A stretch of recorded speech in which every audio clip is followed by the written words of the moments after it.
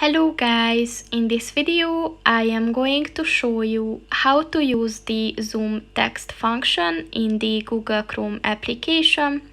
But first I just want to mention, don't forget to subscribe to my channel, because at 10,000 subscribers I am going to show you my whole YouTube revenue statistics and growth strategy, as well as how to make money online.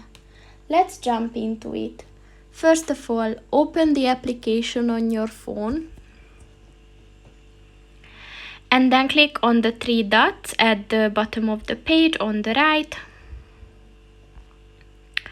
and then scroll down and look for the Zoom text button and click on that.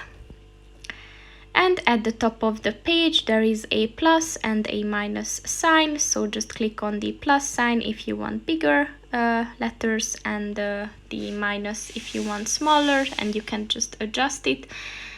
And if you're ready, just click on the done button.